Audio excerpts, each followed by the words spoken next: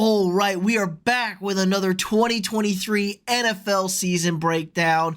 I picked all 272 regular season games. It gave me some records. I'm going through division by division, team by team, breaking things down for you, what you can expect for the upcoming NFL season. We did the AFC East yesterday, and today we head on down south to maybe the most wide open division we've seen in a very long time, the NFC South. Lots of interesting teams, a lot of new faces here, and not so many good quarterbacks. It should be interesting to see, but let's kick things off down in the Big A, the Atlanta Falcons and Arthur Smith with his deadly running attack. All right, what to say about the Falcons? Interesting team. I think it's a team that was a lot better than they thought they were going to be last season. They won more games than they expected, and therefore they couldn't necessarily draft a quarterback at the top of this draft. Hey, but don't worry, a team that's already one of the best running units in the NFL added by far the best running back in the draft class,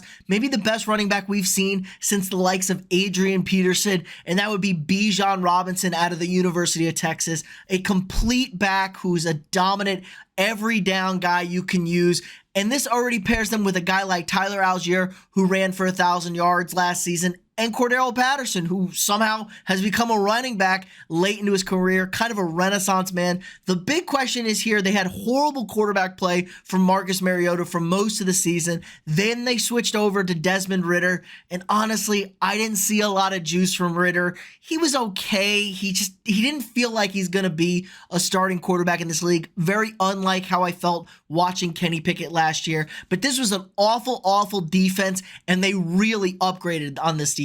Added safety Jesse Bates, added Calais Campbell. They even added quarterback Taylor Heinicke just in case things go really south with Desmond Ridder. Not to mention tight end Jonnu Smith. They already have Kyle Pitts, one of the best tight ends, potentially should be in football. They have Drake London going into his second season, who I really like at wide receiver. But this game lives and dies on their running attack. They run the football, they pound the rock. Arthur Smith had an every down back in Derrick Henry in Tennessee. He now has that in Atlanta. Now, maybe they don't run him into the ground necessarily, and they do a rotation, but this is going to be an explosive offense on the ground, not in the passing attack. But guess what? If you can do that, you keep other teams on the field, you gas out defenses, and it covers for some of the not so good defenses you've had. I expect AJ Terrell to take a step back. He took a step back last year. Take a step back forward this upcoming season. He was pretty good, then really bad. Now I think he's going to get back into what we saw earlier in his career.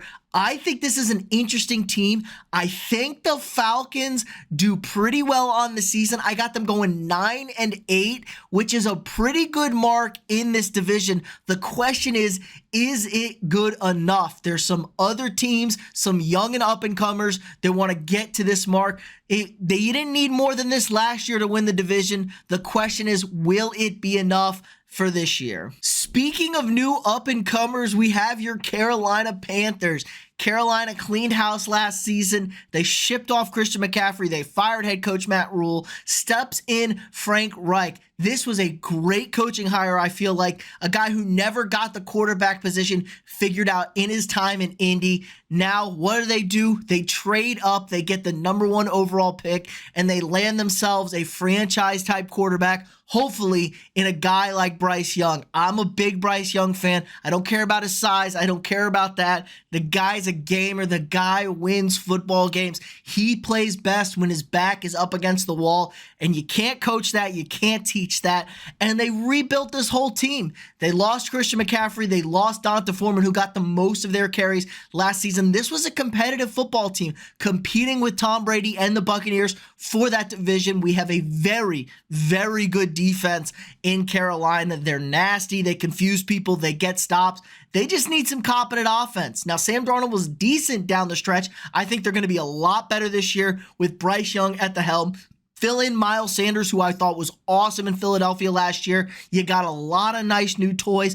Adam Thielen seems to be his favorite target. Now he's on the wrong side of 30 and wasn't very good at getting separation. In fact, he was one of the worst at getting separation last year, but he's a veteran route runner. He's a safety blanket. I'm sure Frank Reich can design some plays to get him open. Now the defense, they add Von Bell, they add Shy Tuttle. These are big additions to help this team out. Now you did lose a true number one wide receiver in DJ Moore to go get Bryce Young. I think a price well worth it. You got to get your guy. Frank learned that. He's going with his guy. I'm a big believer in Bryce Young.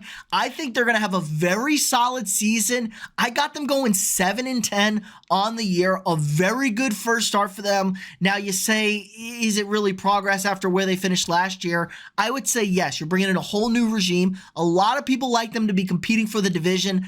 Possibly this division is, going to struggle. I think they'll be competitive, but they'll fall late where they lack some of that veteranness at quarterback. But don't be surprised if they find themselves at 9 wins and in a contention for this division title. They don't play a lot of good quarterbacks. The division's full of kind of meh. Their schedule isn't too brutal. So 7-10 for me with the Panthers, but don't be surprised if they maybe jump up a little bit higher than this. Speaking of bad quarterbacks, let's head on to the Tampa Bay Buccaneers. Now, the GOAT's gone. Brady retired, and they lost, everybody, it feels like, on this team. It's a whole new team, it feels like, and I don't envy Todd Bowles having to be the man at the helm. They won the division last year, got smacked in the postseason against the Cowboys at home, but that was not a good football team last year. They never got anything on offense figured out. Byron Leftwich gone. Who knows? Bruce Arians still in the booth. I don't know. This team just feels like a mess, and it's fitting that Baker Mayfield has been named the starter for week 1. He was in competition with Kyle Trask. Really shouldn't be much of a competition, but Baker made it a competition because he wasn't that good in the preseason and camp. I don't expect anything from this team. They lost a lot. They really didn't add anything. I didn't believe in Todd Bowles after last season. I liked him with the Jets, but man, it was just an awful performance. The defense wasn't good. The offensive line's a wreck. I think this is a terrible football team, and maybe they finally get a new quarterback. They don't have to rely on old man Brady or 30-30 Jameis Winston, and I'm sure Baker's going to get benched at some point in this year or blow up on the media or the coaching staff or whatever. I have the Buccaneers at 2-15, just a miserable season in Tampa. But hey, guess what? They won their Super Bowl.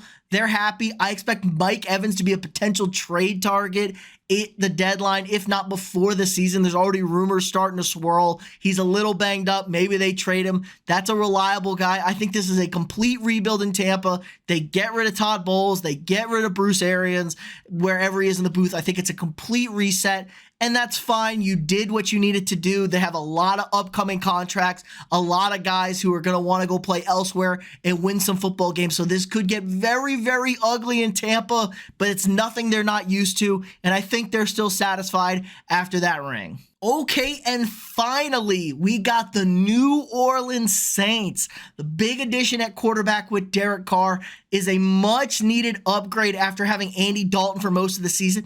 I don't know what happened to Jameis Winston. He looked like he was the starter with them. He was good under Sean Payton. He gets hurt. New coaching staff comes in. He doesn't really get the opportunity. I don't know what happens, man. It just felt weird. The whole thing seems weird. Dennis Allen, I know he went to my school. He's a fellow alum, but I'm not a fan of him as a head coach. I don't like defensive head coaches. I think it's very hard. You have to be extraordinary if you're a defensive head coach as a leader, and I just don't see that from Dennis Allen. The Saints defense wasn't good at all. They were pretty banged up, so the logic is they can't really be much worse. Could they? They lost a lot of their D-line depth, a lot of guys there. Now, they filled in some pieces, but it wasn't great. All of this is going to be on the offense. Can they score enough football points to win games? I don't know what else you're going to have to do. Derek Carr's kind of a meh quarterback. I had him, he was like that 12 to 11 range. He had a bad season. in Vegas last year. It ended ugly, played good in the Pro Bowl and stuff to make a statement. Maybe he gets back to that, 10-9 area and really steps it up. They getting Michael Thomas back, but who the hell knows what Slant Boy is going to look like. Just kind of a guy who runs a lot of mouth and doesn't do a whole lot on the football field. Catches 1-yard passes. Congratulations. You're so good. Now, I am a big fan of Chris Olave coming into his second season, a guy that arguably could have won Rookie of the Year over Garrett Wilson. I think he's a really nice option out there. He did a lot of work with bad quarterback play. Now, Alvin Kamara suspended for a few games. There's some weird stuff. They said they figured it out, like his muscle distribution was all messed up, like his left leg was 2 pounds heavier than his right leg or something like that, and that was causing the bad running. They got all of this figured out. Who the hell knows? That could be all conjecture. They had Jamal Williams, who's a touchdown fantasy merchant. So at least that's good for them. That's replacing Mark Ingram.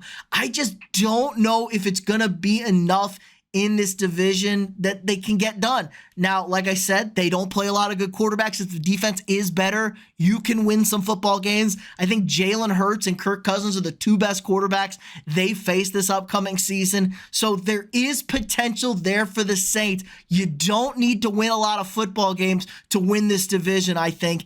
And I have the Saints going 8-9. Yes, I'm taking the Falcons to win the NFC South in a little bit of a shocker. I know Vegas likes the Falcons. I just think I really like Arthur Smith as a head coach. He doesn't have a good quarterback. He knows he doesn't have a good quarterback, but he doesn't force his quarterbacks to do much. He hands the football off. It's arguably the best running scheme in the NFL. He's got a great run blocking offensive line, and he does have some weapons when he needs to pass the ball that he can throw to that can make plays against teams. So I'm taking the Falcons to win the NFC South. I have the Saints finishing in second in a disappointing year, head coach firing, and then kind of a reboot. They're still in cap hell. And then the Panthers with a solid season at 7-10, looking to take over in the next season. And then Tampa Bay, full rebuild. Get yourself Caleb Williams or Drake May at quarterback.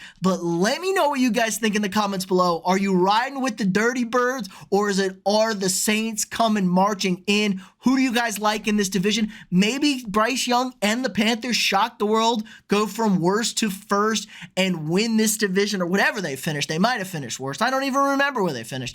Whatever. Let me know what you guys think in the comments below. And tomorrow we're heading back to the AFC in what I think is maybe the most competitive in a good way division. We got the AFC North tomorrow. The Super Bowl favorite Cincinnati Bengals.